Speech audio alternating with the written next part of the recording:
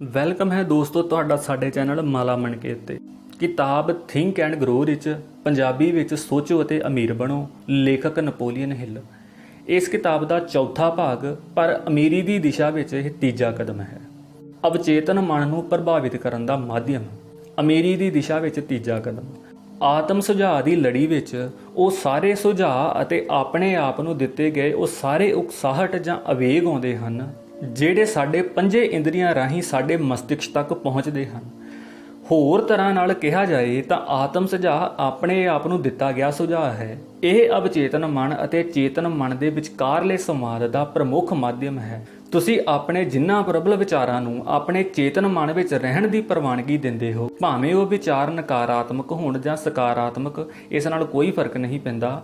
ਉਹ ਆਤਮ ਸੁਝਾਅ ਦੇ ਅਸੂਲ ਦੁਆਰਾ ਆਪਣੇ ਆਪ ਅਵਚੇਤਨ ਮਨ ਤੱਕ ਪਹੁੰਚਦੇ ਹਨ ਅਤੇ ਇਸ ਨੂੰ ਪ੍ਰਭਾਵਿਤ ਕਰਦੇ ਹਨ। ਪ੍ਰਕਿਰਤੀ ਨੇ ਇਨਸਾਨ ਨੂੰ ਇਸ ਤਰ੍ਹਾਂ ਨਾਲ ਬਣਾਇਆ ਹੈ ਕਿ ਉਹ ਆਪਣੇ ਅਵਚੇਤਨ ਮਨ ਤੱਕ ਪੁੱਜ ਰਹੇ ਵਿਚਾਰਾਂ ਉੱਪਰ ਪੂਰਾ ਕੰਟਰੋਲ ਰੱਖ ਸਕੇ। ਹਾਲਾਂਕਿ ਇਸ ਗੱਲ ਦਾ ਇਹ ਅਰਥ ਨਹੀਂ ਹੈ ਕਿ ਇਨਸਾਨ ਹਮੇਸ਼ਾ ਇਸ ਕੰਟਰੋਲ ਦਾ ਪ੍ਰਯੋਗ ਕਰਦਾ ਹੈ। ਜ਼ਿਆਦਾਤਰ ਮਾਮਲਿਆਂ ਵਿੱਚ ਉਹ ਇਸ ਕੰਟਰੋਲ ਦਾ ਇਸਤੇਮਾਲ ਨਹੀਂ ਕਰਦਾ, ਜਿਸ ਨਾਲ ਇਹ ਸਪਸ਼ਟ ਹੁੰਦਾ ਹੈ ਕਿ ਇੰਨੇ ਸਾਰੇ ਲੋਕ ਪੂਰੇ ਜੀਵਨ ਗਰੀਬ ਕਿਉਂ ਬਣੇ ਰਹਿੰਦੇ ਹਨ। ਯਾਦ ਕਰੋ, ਇਹ ਕਿਹਾ ਗਿਆ ਹੈ ਕਿ ਅਵਚੇਤਨ ਮਨ ਇੱਕ ਬਾਗ ਵਾਂਗ ਹੁੰਦਾ ਹੈ, ਜਿਸ ਵਿੱਚ ਜੇਕਰ ਬਿਹਤਰ ਫਸਲਾਂ ਦੇ ਬੀਜ ਨਾ ਬੀਜੇ ਗਏ ਤਾਂ ਨਦੀਨ ਬਹੁਤਾਤ ਵਿੱਚ ਪੁੰਗਰ ਜਾਵੇਗੀ। ਆਤਮ ਸੁਝਾਅ ਕੰਟਰੋਲ ਦੀ ਉਹ ਏਜੰਸੀ ਹੈ ਜਿਸ ਰਾਹੀਂ ਇਨਸਾਨ ਆਪਣੇ ਅਵਚੇਤਨ ਮਨ ਦੇ ਇਸ ਬਾਗ ਵਿੱਚ ਸਕਾਰਾਤਮਕ ਅਤੇ ਰਚਨਾਤਮਕ ਪ੍ਰਕਿਰਤੀ ਦੇ ਬੀਜ ਬੀਜਦੇ ਹਨ, ਜਾਂ ਫਿਰ ਉਹ ਇਸ ਦੀ ਸਹੀ ਦੇਖਭਾਲ ਨਹੀਂ ਕਰਦੇ ਅਤੇ ਨਕਾਰਾਤਮਕ ਅਤੇ ਵਿਨਾਸ਼ਕ ਪ੍ਰਕਿਰਤੀ ਦੇ ਵਿਚਾਰਾਂ ਨੂੰ ਇਸ ਬਾਗ ਅੰਦਰ ਵੜ ਜਾਣ ਦੀ ਇਜਾਜ਼ਤ ਦੇ ਦਿੰਦੇ ਹਨ। ਧਨ ਨੂੰ ਆਪਣੇ ਹੱਥਾਂ ਵਿੱਚ ਦੇਖੋ ਅਤੇ ਮਹਿਸੂਸ ਕਰੋ। ਇੱਛਾ ਵਾਲੇ ਭਾਗ ਅੰਦਰ ਜਿਹੜੇ 6 ਕਦਮ ਦਿੱਤੇ ਗਏ ਹਨ, ਉਹਨਾਂ ਦੇ ਸਭ ਤੋਂ ਅੰਤਲੇ ਕਦਮ ਵਿੱਚ ਤੁਹਾਨੂੰ ਇਹ ਨਿਰਦੇਸ਼ ਦਿੱਤਾ ਗਿਆ ਹੈ ਕਿ ਤੁਸੀਂ ਹਰ ਦਿਨ 2 ਵਾਰ ਧਨ ਦੀ ਇੱਛਾ ਦੇ ਆਪਣੇ ਲਿਖੇ ਹੋਏ ਬਿਆਨ ਨੂੰ ਜ਼ੋਰ ਨਾਲ ਪੜ੍ਹੋ ਅਤੇ ਇਹ ਕਲਪਨਾ ਕਰੋ ਅਤੇ ਅਨੁਭਵ ਕਰੋ ਜਿਵੇਂ ਉਹ ਧਨ ਤੁਹਾਡੇ ਕੋਲ ਹੈ ਅਤੇ ਤੁਸੀਂ ਉਸ ਦੇ ਮਾਲਕ ਹੋ, ਸਵਾਮੀ ਹੋ। ਇਹਨਾਂ ਨਿਰਦੇਸ਼ਾਂ ਦਾ ਪਾਲਣ ਜਦੋਂ ਤੁਸੀਂ ਪੂਰਨ ਵਿਸ਼ਵਾਸ ਦੀ ਭਾਵਨਾ ਨਾਲ ਕਰਦੇ ਹੋ ਤਾਂ ਤੁਸੀਂ ਆਪਣੀ ਇੱਛਤ ਵਸਤੂ ਨੂੰ ਸਿੱਧੇ ਆਪਣੇ ਅਵਚੇਤਨ ਮਨ ਤੱਕ ਪਹੁੰਚਾਉਂਦੇ ਹੋ। ਇਸ ਤਰੀਕੇ ਨੂੰ ਵਾਰ-ਵਾਰ ਦੁਹਰਾਉਣ ਨਾਲ ਤੁਸੀਂ ਆਪਣੇ ਆਪ ਦੇ ਵਿਚਾਰਾਂ ਨੂੰ ਇਹੋ ਜਿਹੀ ਆਦਤਾਂ ਪਾ ਦਿੰਦੇ ਹੋ ਜਿਹੜੀਆਂ ਤੁਹਾਡੀਆਂ ਇਸ ਗੱਲ ਵਿੱਚ ਮਦਦ ਕਰਦੀਆਂ ਹਨ ਕਿ ਤੁਸੀਂ ਆਪਣੀ ਇੱਛਾ ਨੂੰ ਇਸ ਦੇ ਆਰਥਿਕ ਸਮਤੁਲ ਵਿੱਚ ਬਦਲਣ ਲਈ ਸਹੀ ਕੋਸ਼ਿਸ਼ ਕਰਦੇ ਰਹੋ। ਦੂਜੇ ਭਾਗ ਵਿੱਚ ਦੱਸੇ ਗਏ 6 ਕਦਮਾਂ ਵੱਲ ਮੁੜੋ ਅਤੇ ਅੱਗੇ ਵਧਣ ਤੋਂ ਪਹਿਲਾਂ ਉਹਨਾਂ ਨੂੰ ਦੁਬਾਰਾ ਧਿਆਨ ਨਾਲ ਪੜ੍ਹੋ। ਫਿਰ ਜਦੋਂ ਤੁਸੀਂ ਇੱਥੋਂ ਤੱਕ ਪੁੱਜੋ, ਤੁਸੀਂ ਬੜੀ ਸਾਵਧਾਨੀ ਨਾਲ ਉਹਨਾਂ 4 ਨਸੀਹਤਾਂ ਨੂੰ ਪੜ੍ਹੋ ਜਿਹੜੀਆਂ ਤੁਹਾਡੇ ਮਾਸਟਰਮਾਈਂਡ ਸਮੂਹ ਦੇ ਸੰਗਠਨ ਬਾਰੇ ਦਿੱਤੀਆਂ ਗਈਆਂ ਹਨ, ਜਿਨ੍ਹਾਂ ਦਾ ਵਰਣਨ ਵਿਸਤ੍ਰਿਤ ਯੋਜਨਾ ਵਾਲੇ ਭਾਗ ਅੰਦਰ ਹੈ।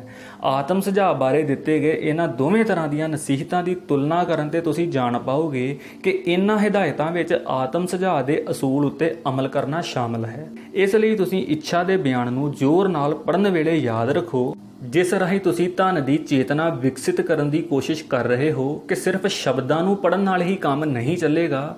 ਜਦੋਂ ਤੱਕ ਕਿ ਤੁਹਾਡੇ ਸ਼ਬਦਾਂ ਵਿੱਚ ਪ੍ਰਬਲ ਭਾਵਨਾ ਜਾਂ ਪ੍ਰਬਲ ਇੱਛਾ ਨਾ ਹੋਵੇ, ਤੁਹਾਡਾ ਅਵਚੇਤਨ ਮਨ ਉਹਨਾਂ ਹੀ ਵਿਚਾਰਾਂ ਨੂੰ ਪਛਾਣਦਾ ਅਤੇ ਉਹਨਾਂ ਦੇ ਮੁਤਾਬਕ ਕੰਮ ਕਰਦਾ ਹੈ ਜਿਨ੍ਹਾਂ ਵਿੱਚ ਪ੍ਰਬਲ ਭਾਵਨਾ ਅਤੇ ਪ੍ਰਬਲ ਇੱਛਾ ਹੁੰਦੀ ਹੈ। ਇਹ ਇੰਨਾ ਮਹੱਤਵਪੂਰਨ ਤੱਤ ਹੈ ਕਿ ਇਸ ਨੂੰ ਹਰ ਭਾਗ ਵਿੱਚ ਦੁਹਰਾਇਆ ਜਾਣਾ ਚਾਹੀਦਾ ਹੈ, ਕਿਉਂਕਿ ਸਿਆਣਪ ਦੀ ਕਮੀ ਹੀ ਉਹ ਪ੍ਰਮੁੱਖ ਕਾਰਨ ਹੈ ਜਿਸ ਦੀ ਵਜ੍ਹਾ ਨਾਲ ਆਤਮ ਸੁਝਾਅ ਦੇ ਅਸੂਲ ਦੀ ਪਾਲਣਾ ਕਰਨ ਵਾਲੇ ਜ਼ਿਆਦਾਤਰ ਲੋਕਾਂ ਨੂੰ ਇਸ ਕੋਲੋਂ ਆਸਵੰਦ ਨਤੀਜੇ ਨਹੀਂ ਮਿਲ ਪਾਉਂਦੇ। ਸਧਾਰਨ ਭਾਵ ਰਹਿਤ ਸ਼ਬਦ ਅਵਚੇਤਨ ਮਨ ਨੂੰ ਪ੍ਰਭਾਵਿਤ ਨਹੀਂ ਕਰਦੇ। ਤੁਹਾਨੂੰ ਉਦੋਂ ਤੱਕ ਵਧੀਆ ਨਤੀਜੇ ਨਹੀਂ ਮਿਲਣਗੇ ਜਦੋਂ ਤੱਕ ਕਿ ਤੁਸੀਂ ਇਹ ਨਾ ਸਿੱਖ ਜਾਓ ਕਿ ਵਿਸ਼ਵਾਸ ਅਤੇ ਭਾਵਨਾ ਨਾਲ ਕਿਸ ਤਰ੍ਹਾਂ ਦੇ ਸ਼ਬਦਾਂ ਜਾਂ ਵਿਚਾਰਾਂ ਨੂੰ ਅਵਚੇਤਨ ਮਨ ਤੱਕ ਪਹੁੰਚਾਇਆ ਜਾਵੇ। ਜਦੋਂ ਤੁਸੀਂ ਪਹਿਲੀ ਵਾਰ ਇਹੋ ਜਿਹਾ ਕਰਨ ਦੀ ਕੋਸ਼ਿਸ਼ ਕਰੋਗੇ ਤਾਂ ਇੰਜ ਵੀ ਹੋ ਸਕਦਾ ਹੈ ਕਿ ਤੁਸੀਂ ਆਪਣੀਆਂ ਭਾਵਨਾਵਾਂ ਨੂੰ ਕਾਬੂ ਨਾ ਕਰ ਪਾਓ ਜਾਂ ਇਹਨਾਂ ਨੂੰ ਠੀਕ ਤਰ੍ਹਾਂ ਨਾਲ ਬਿਆਨ ਨਾ ਕਰ ਪਾਓ। ਜੇਕਰ ਇੰਜ ਹੁੰਦਾ ਹੈ ਤਾਂ ਨਿਰਾਸ਼ ਨਾ ਹੋਵੋ। ਯਾਦ ਰੱਖੋ, ਇਸ ਤਰ੍ਹਾਂ ਦੀ ਕੋਈ ਸੰਭਾਵਨਾ ਨਹੀਂ ਹੈ ਕਿ ਬਿਨਾਂ ਕੁਝ ਦਿੱਤੇ ਕੁਝ ਮਿਲੇਗਾ। ਜੇਕਰ ਤੁਹਾਡੀ ਇੱਛਾ ਵੀ ਹੋਵੇ ਤਾਂ ਵੀ ਤੁਸੀਂ ਧੋਖਾ ਨਹੀਂ ਦੇ ਸਕਦੇ। ਆਪਣੇ ਅਵਚੇਤਨ ਮਨ ਨੂੰ ਪ੍ਰਭਾਵਿਤ ਕਰਨ ਦੀ ਸਮਰੱਥਾ ਹਾਸਲ ਕਰਨ ਲਈ ਤੁਹਾਨੂੰ ਮੁੱਲ ਚੁਕਾਉਣਾ ਪੈਂਦਾ ਹੈ ਅਤੇ ਉਹ ਮੁੱਲ ਹੈ ਇੱਥੇ ਦਿੱਤੇ ਗਏ ਅਸੂਲਾਂ ਦੀ ਪਾਲਣਾ ਕਰਨ ਦੀ ਲਗਨ। ਤੁਸੀਂ ਇਸ ਤੋਂ ਘੱਟ ਮੁੱਲ ਉੱਤੇ ਇਸ ਸਮਰੱਥਾ ਜਾਂ ਯੋਗਤਾ ਨੂੰ ਵਿਕਸਿਤ ਨਹੀਂ ਕਰ ਸਕਦੇ। ਤੁਸੀਂ ਅਤੇ ਕੇਵਲ ਤੁਹਾਨੂੰ ਹੀ ਇਹ ਫੈਸਲਾ ਕਰਨਾ ਹੈ ਕਿ ਤੁਸੀਂ ਜਿਸ ਇਨਾਮ ਲਈ ਯਤਨ ਕਰ ਰਹੇ ਹੋ ਉਹ ਯਤਨ ਇੰਨਾ ਵੱਡਾ ਹੈ ਜਾਂ ਨਹੀਂ ਜਿਸ ਲਈ ਇੰਨਾ ਮੁੱਲ ਚੁਕਾਇਆ ਜਾਏ। ਆਤਮ ਸੁਝਾਅ ਦੇ ਅਸੂਲ ਦਾ ਪ੍ਰਯੋਗ ਕਰਨ ਲਈ ਤੁਹਾਡੀ ਯੋਗਤਾ ਬਹੁਤ ਹੱਦ ਤੱਕ ਇੱਛਾ ਉੱਤੇ ਇਕਾਗਰਚਿਤ ਹੋਣ ਦੀ ਤੁਹਾਡੀ ਸਮਰੱਥਾ ਤੇ ਨਿਰਭਰ ਕਰੇਗੀ, ਜਦੋਂ ਤੱਕ ਕਿ ਇਹ ਇੱਛਾ ਬਲਦੀ ਹੋਈ ਅੱਗ ਵਾਂਗ ਪ੍ਰਬਲ ਨਾ ਹੋ ਜਾਵੇ। ਤੁਹਾਡੀ ਇਕਾਗਰਤਾ ਦੀ ਸ਼ਕਤੀਆਂ ਨੂੰ ਕਿਸ ਤਰ੍ਹਾਂ ਪ੍ਰਬਲ ਕੀਤਾ ਜਾਏ? ਜਦੋਂ ਤੁਸੀਂ ਦੂਜੇ ਭਾਗ ਵਿੱਚ ਦਿੱਤੇ ਗਏ 6 ਕਦਮਾਂ ਨਾਲ ਸੰਬੰਧਿਤ ਨਿਰਦੇਸ਼ਾਂ ਦਾ ਪਾਲਣਾ ਕਰਨਾ ਸ਼ੁਰੂ ਕਰੋ ਤਾਂ ਇਹ ਲਾਜ਼ਮੀ ਹੈ ਕਿ ਤੁਸੀਂ ਇਕਾਗਰਤਾ ਦੇ ਅਸੂਲਾਂ ਦਾ ਪ੍ਰਯੋਗ ਕਰੋ। ਇੱਥੇ ਤੁਹਾਨੂੰ ਇਹ ਸੁਝਾਅ ਦਿੱਤਾ ਜਾਂਦਾ ਹੈ ਕਿ ਤੁਸੀਂ ਕਿਸ ਤਰ੍ਹਾਂ ਇਕਾਗਰਤਾ ਦਾ ਜ਼ਿਆਦਾ ਪ੍ਰਭਾਵੀ ਪ੍ਰਯੋਗ ਕਰੋ। ਜਦੋਂ ਤੁਸੀਂ ਇਹਨਾਂ 6 ਕਦਮਾਂ ਦੇ ਪਹਿਲੇ ਕਦਮ ਦਾ ਪ੍ਰਯੋਗ ਸ਼ੁਰੂ ਕਰੋ, ਜਿਹੜਾ ਤੁਹਾਨੂੰ ਨਸੀਹਤ ਦਿੰਦਾ ਹੈ ਕਿ ਤੁਸੀਂ ਆਪਣੇ ਮਸਤਿਸ਼ਕ ਵਿੱਚ ਉਹ ਰਕਮ ਨਿਰਧਾਰਿਤ ਕਰੋ ਜਿਹੜੀ ਤੁਸੀਂ ਚਾਹੁੰਦੇ ਹੋ, ਤਾਂ ਆਪਣੇ ਵਿਚਾਰਾਂ ਨੂੰ ਉਸ ਨਿਸ਼ਚਿਤ ਰਕਮ ਉੱਪਰ ਕੇਂਦਰਿਤ ਕਰ ਲਓ। ਆਪਣੀਆਂ ਅੱਖਾਂ ਨੂੰ ਬੰਦ ਕਰਕੇ ਆਪਣਾ ਸਮੁੱਚਾ ਧਿਆਨ ਉਦੋਂ ਤੱਕ ਲਾਓ ਜਦੋਂ ਤੱਕ ਕਿ ਤੁਸੀਂ ਰਕਮ ਨੂੰ ਭੌਤਿਕ ਤੌਰ ਤੇ ਅਸਲ ਵਿੱਚ ਨਾ ਦੇਖ ਲਓ। ਹਰ ਦਿਨ ਘੱਟ ਤੋਂ ਘੱਟ ਇੱਕ ਵਾਰ ਇੰਜ ਜ਼ਰੂਰ ਕਰੋ। ਜਦੋਂ ਤੁਸੀਂ ਇਹ ਕਰੋ ਤਾਂ ਉਸ ਭਾਗ ਵਿੱਚ ਦਿੱਤੀਆਂ ਗਈਆਂ ਹਦਾਇਤਾਂ ਦੀ ਪਾਲਣਾ ਕਰੋ ਅਤੇ ਆਪਣੇ ਆਪ ਨੂੰ ਸੱਚਮੁੱਚ ਉਨੀ ਹੀ ਰਕਮ ਦੇ ਬਤੌਰ ਮਾਲਕ ਦੇਖੋ। ਇੱਥੇ ਇੱਕ ਅਤਿਅੰਤ ਮਹੱਤਵਪੂਰਨ ਤੱਤ ਦੱਸਿਆ ਜਾ ਰਿਹਾ ਹੈ। ਅਵਚੇਤਨ ਮਨ ਉਹਨਾਂ ਹਦਾਇਤਾਂ ਨੂੰ ਸਵੀਕਾਰ ਕਰਦਾ ਹੈ ਜਿਹੜੀਆਂ ਪੂਰੀ ਵਿਸ਼ਵਾਸ ਦੀਆਂ ਭਾਵਨਾਵਾਂ ਨਾਲ ਦਿੱਤੀਆਂ ਜਾਂਦੀਆਂ ਹਨ ਅਤੇ ਉਹਨਾਂ ਆਦੇਸ਼ਾਂ ਉੱਪਰ ਕੰਮ ਕਰਦੀਆਂ ਹਨ। ਹਾਲਾਂਕਿ ਆਮ ਕਰਕੇ ਇਹਨਾਂ ਆਦੇਸ਼ਾਂ ਨੂੰ ਵਾਰ-ਵਾਰ ਦੁਹਰਾਉਣਾ ਪੈਂਦਾ ਹੈ ਅਤੇ ਉਦੋਂ ਅਵਚੇਤਨ ਮਨ ਉਹਨਾਂ ਆਦੇਸ਼ਾਂ ਦੀ ਪਾਲਣਾ ਕਰਦਾ ਹੈ।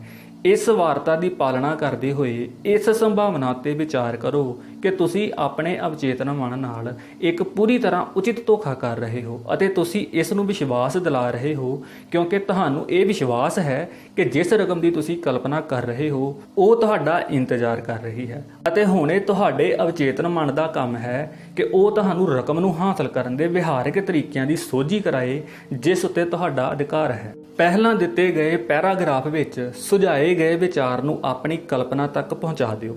ਇਸ ਤੋਂ ਬਾਅਦ ਇਹ ਦੇਖੋ ਕਿ ਤੁਹਾਡੀ ਕਲਪਨਾ ਤੁਹਾਡੀ ਇੱਛਾ ਦੀ ਤਬਦੀਲੀ ਰਾਹੀਂ ਪੈਸੇ ਕਮਾਉਣ ਦੇ ਵਿਹਾਰਕ ਤਰੀਕੇ ਸੁਝਾਉਣ ਲਈ ਕੀ ਕਰ ਸਕਦੀ ਹੈ ਜਾਂ ਕੀ ਕਰੇਗੀ।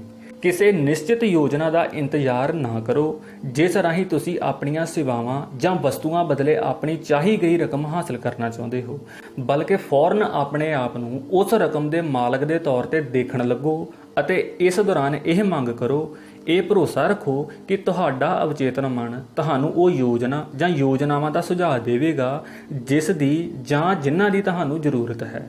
ਇਹਨਾਂ ਯੋਜਨਾਵਾਂ ਬਾਰੇ ਸੁਚੇਤ ਰਹੋ ਅਤੇ ਜਦੋਂ ਉਹ ਪ੍ਰਗਟ ਹੋਣ ਤਾਂ ਉਹਨਾਂ ਉੱਤੇ ਤੁਰੰਤ ਕੰਮ ਕਰਨਾ ਸ਼ੁਰੂ ਕਰ ਦਿਓ। ਜਦੋਂ ਇਹ ਯੋਜਨਾਵਾਂ ਆਉਣਗੀਆਂ ਤਾਂ ਸ਼ਾਇਦ ਉਹ ਤੁਹਾਡੇ ਮਸਤਿਸ਼ਕ ਵਿੱਚ ਛਟੀ ਇੰਦਰੀ ਰਾਹੀਂ ਪ੍ਰੇਰਣਾ ਦੇ ਤੌਰ ਤੇ ਉੱਭਰਨਗੀਆਂ। ਇਹਨਾਂ ਦਾ ਸਨਮਾਨ ਕਰੋ ਅਤੇ ਜਿਵੇਂ ਹੀ ਤੁਹਾਨੂੰ ਇਹ ਪ੍ਰਾਪਤ ਹੋਣ ਇਹਨਾਂ ਉੱਤੇ ਕੰਮ ਕਰਨਾ ਸ਼ੁਰੂ ਕਰ ਦਿਓ। 6 ਕਦਮਾਂ ਵਿੱਚੋਂ ਚੌਥੇ ਕਦਮ ਅੰਦਰ ਤੁਹਾਨੂੰ ਇਹ ਨਸੀਹਤ ਦਿੱਤੀ ਗਈ ਹੈ ਕਿ ਤੁਸੀਂ ਆਪਣੀ ਇੱਛਾ ਨੂੰ ਹਕੀਕਤ ਵਿੱਚ ਬਦਲਣ ਲਈ ਇੱਕ ਨਿਸ਼ਚਿਤ ਯੋਜਨਾ ਬਣਾਓ ਅਤੇ ਤੁਰੰਤ ਇਸ ਯੋਜਨਾ ਨੂੰ ਅਮਲ ਵਿੱਚ ਲਿਆਉਣ ਲਈ ਬਦਲਣਾ ਸ਼ੁਰੂ ਕਰ ਦਿਓ। ਤੁਹਾਨੂੰ ਇਸ ਨਸੀਹਤ ਦੀ ਪਾਲਣਾ ਪਹਿਲਾਂ ਦਿੱਤੇ ਗਏ ਪੈਰਾਗ੍ਰਾਫ ਵਿੱਚ ਦਰਸਾਏ ਗਏ ਤਰੀਕਿਆਂ ਨਾਲ ਕਰਨੀ ਹੈ।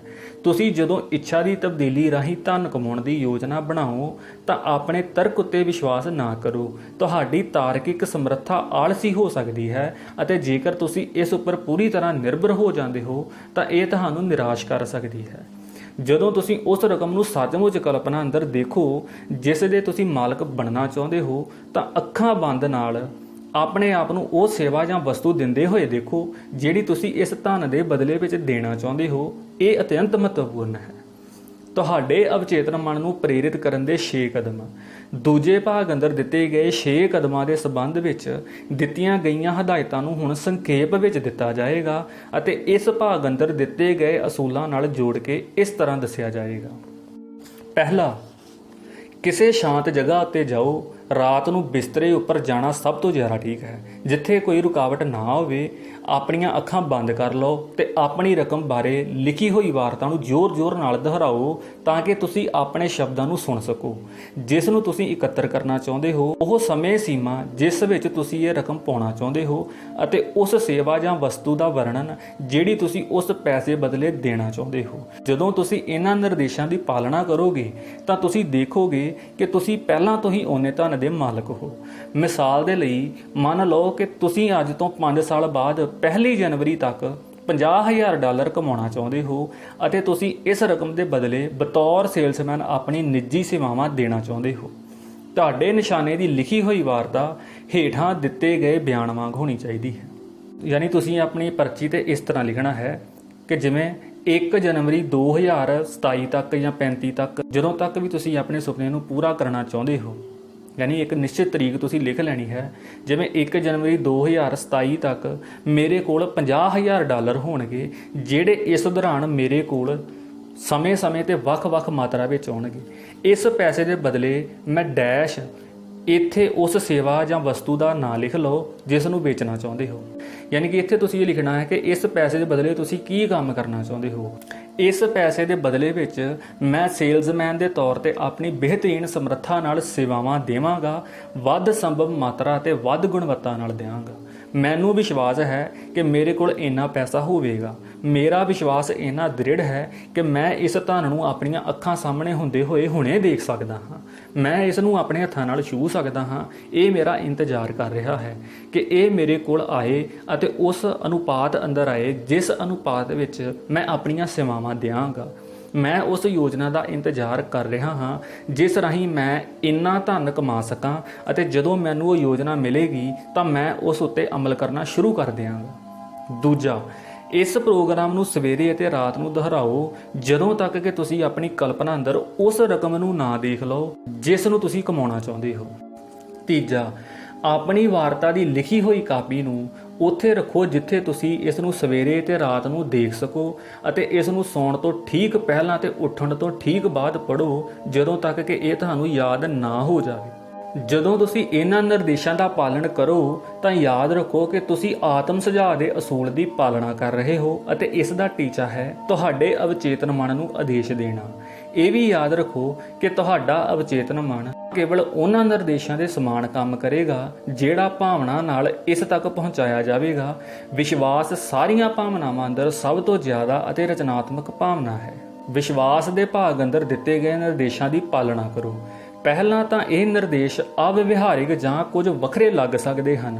ਇਸ ਗੱਲ ਨਾਲ ਪਰੇਸ਼ਾਨ ਨਾ ਹੋਵੋ, ਭਾਵੇਂ ਉਹ ਸ਼ੁਰੂਆਤ ਅੰਦਰ ਤੁਹਾਨੂੰ ਕਿੰਨੇ ਹੀ ਅਸੰਭਵ ਜਾਂ ਕੁਝ ਵੱਖਰੇ ਲੱਗਣ, ਪਰੰਤੂ ਤੁਸੀਂ ਉਹਨਾਂ ਨਿਰਦੇਸ਼ਾਂ ਦੀ ਪਾਲਣਾ ਕਰਦੇ ਰਹੋ। ਜੇਕਰ ਸ਼ਬਦਾਂ ਨਾਲ ਜਾਂ ਕਾਰਜਾਂ ਨਾਲ ਤੁਸੀਂ ਨਿਰਦੇਸ਼ਾਂ ਦੀ ਪਾਲਣਾ ਕਰਦੇ ਰਹੋਗੇ ਤਾਂ ਉਹ ਵਕਤ ਛੇਤੀ ਹੀ ਆਏਗਾ ਜਦੋਂ ਤੁਹਾਡੇ ਸਾਹਮਣੇ ਸ਼ਕਤੀ ਦਾ ਇੱਕ ਨਵਾਂ ਰਾਹ ਖੁੱਲ੍ਹ ਜਾਵੇਗਾ। ਮਾਨਸਿਕ ਸ਼ਕਤੀ ਦਾ ਰਹੱਸ। ਸਾਰੇ ਨਵੇਂ ਵਿਚਾਰਾਂ ਪ੍ਰਤੀ ਸ਼ੰਕਾ ਦਾ ਭਾਵ ਰੱਖਣਾ ਇਨਸਾਨ ਦੇ ਸੁਭਾਅ ਅੰਦਰ ਹੈ, ਪਰੰਤੂ ਜੇਕਰ ਤੁਸੀਂ ਇਹਨਾਂ ਨਿਰਦੇਸ਼ਾਂ ਦੀ ਪਾਲਣਾ ਕਰੋਗੇ ਤਾਂ ਤੁਹਾਡੀ ਸ਼ੰਕਾ ਵਿਸ਼ਵਾਸ ਵਿੱਚ ਬਦਲ ਜਾਵੇਗੀ, ਅਤੇ ਛੇਤੀ ਹੀ ਇਹ ਵਿਸ਼ਵਾਸ ਪੂਰਨ ਵਿਸ਼ਵਾਸ ਵਿੱਚ ਬਦਲ ਜਾਵੇਗਾ। ਕਈ ਦਰਸ਼ਕਾਂ ਨੇ ਇਹ ਕਿਹਾ ਹੈ ਕਿ ਇਨਸਾਨ ਇਸ ਧਰਤੀ ਉੱਤੇ ਆਪਣੀ ਕਿਸਮਤ ਦਾ ਨਿਰਮਾਤਾ ਆਪ ਹੈ, ਪਰੰਤੂ ਉਹਨਾਂ ਵਿੱਚੋਂ ਜ਼ਿਆਦਾਤਰ ਇਹ ਕਹਿਣਾ ਭੁੱਲ ਗਏ ਕਿ ਉਹ ਆਪਣੀ ਕਿਸਮਤ ਦਾ ਨਿਰਮਾਤਾ ਕਿਉਂ ਹੈ। ਇਸ ਭਾਗ ਅੰਦਰ ਇਹ ਚੰਗੀ ਤਰ੍ਹਾਂ ਨਾਲ ਸਮਝਾਇਆ ਗਿਆ ਹੈ ਕਿ ਇਨਸਾਨ ਆਪਣੀ ਕਿਸਮਤ ਦਾ, ਖਾਸ ਕਰ ਆਰਥਿਕ ਕਿਸਮਤ ਦਾ ਨਿਰਮਾਤਾ ਕਿਵੇਂ ਬਣ ਸਕਦਾ ਹੈ। ਇਨਸਾਨ ਆਪਣੇ ਆਪ ਦਾ ਅਤੇ ਆਪਣੇ ਆਲੇ ਦੁਆਲੇ ਦੇ ਮਾਹੌਲ ਦਾ ਨਿਰਮਾਤਾ ਬਣ ਸਕਦਾ ਹੈ, ਕਿਉਂਕਿ ਉਸ ਕੋਲ ਆਪਣੇ ਅਵਚੇਤਨ ਮਨ ਨੂੰ ਪ੍ਰਭਾਵਿਤ ਕਰਨ ਦੀ ਸ਼ਕਤੀ ਹੈ। ਇੱਛਾ ਨੂੰ ਧਨ ਵਿੱਚ ਤਬਦੀਲ ਕਰਨ ਦੀ ਤਕਨੀਕ ਅੰਦਰ ਆਤਮ ਸੁਝਾਅ ਦਾ ਪ੍ਰਯੋਗ ਸ਼ਾਮਲ ਹੈ, ਜਿਸ ਰਾਹੀਂ ਇਨਸਾਨ ਆਪਣੇ ਅਵਚੇਤਨ ਮਨ ਤੱਕ ਪਹੁੰਚ ਕੇ ਉਸ ਨੂੰ ਪ੍ਰਭਾਵਿਤ ਕਰ ਸਕਦਾ ਹੈ। ਬਾਕੀ ਦੇ ਅਸੂਲ ਸਿਰਫ ਸੰਦ ਹਨ ਜਿਨ੍ਹਾਂ ਰਾਹੀਂ ਆਤਮ ਸੁਝਾਅ ਦਾ ਪ੍ਰਯੋਗ ਕੀਤਾ ਜਾਂਦਾ ਹੈ। ਇਸ ਵਿਚਾਰ ਨੂੰ ਆਪਣੇ ਮਸਤਿਸ਼ਕ ਵਿੱਚ ਰੱਖੋ ਅਤੇ ਤੁਸੀਂ ਹਮੇਸ਼ਾ ਸੁਚੇਤ ਰਹੋਗੇ ਕਿ ਆਤਮ ਸੁਝਾਅ ਤੁਹਾਡੀ ਭੌਤਿਕ ਸਫਲਤਾ ਵਿੱਚ ਕਿੰਨਾ ਮਹੱਤਵਪੂਰਨ ਯੋਗਦਾਨ ਦਿੰਦਾ ਹੈ, ਅਤੇ ਇਸ ਪੁਸਤਕ ਵਿੱਚ ਦੱਸੇ ਗਏ ਤਰੀਕਿਆਂ ਨਾਲ ਆਤਮ ਸੁਝਾਅ ਦੀ ਸਹਾਇਤਾ ਨਾਲ ਤੁਸੀਂ ਆਪਣੇ ਯਤਨਾਂ ਤੋਂ ਕਿੰਨਾ ਜ਼ਿਆਦਾ ਧਨ ਕਮਾ ਸਕਦੇ ਹੋ। ਜਦੋਂ ਤੁਸੀਂ ਸਾਰੀ ਪੁਸਤਕ ਪੜ੍ਹ ਲਓ ਤਾਂ ਤੁਸੀਂ ਦੁਬਾਰਾ ਇਸ ਭਾਗ ਵੱਲ ਮੁੜੋ ਤੇ ਭਾਵਨਾ ਦੇ ਕੰਮ ਦੇ ਨਜ਼ਰੀਏ ਨਾਲ ਇਸ ਨਿਰਦੇਸ਼ ਦੀ ਪਾਲਣਾ ਕਰੋ।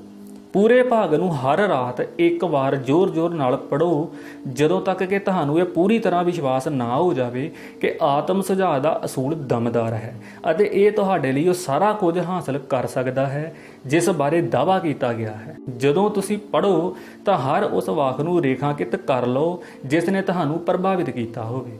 ਇਸ ਨਿਰਦੇਸ਼ ਦੀ ਪੂਰੀ ਤਰ੍ਹਾਂ ਪਾਲਣਾ ਕਰੋ ਅਤੇ ਇਹ ਦੱਸੇਗਾ ਕਿ ਸਫਲਤਾ ਦੇ ਅਸੂਲਾਂ ਨੂੰ ਤੁਸੀਂ ਪੂਰੀ ਤਰ੍ਹਾਂ ਕਿਵੇਂ ਸਮਝ ਸਕਦੇ ਹੋ ਅਤੇ ਉਹਨਾਂ ਨੂੰ ਆਪਣੇ ਜੀਵਨ ਵਿੱਚ ਕਿਵੇਂ ਢਾਲ ਜਾਂ ਉਸਾਰ ਸਕਦੇ ਹੋ। ਸੋ ਦੋਸਤੋ, ਇਸ ਦੇ ਨਾਲ ਹੀ ਆਪਣਾ ਇਹ ਚੌਥਾ ਭਾਗ ਖਤਮ ਹੁੰਦਾ ਹੈ। ਕੱਲ ਮਿਲਾਂਗੇ ਇਸ ਤੋਂ ਅਗਲੇ ਭਾਗ ਨਾਲ।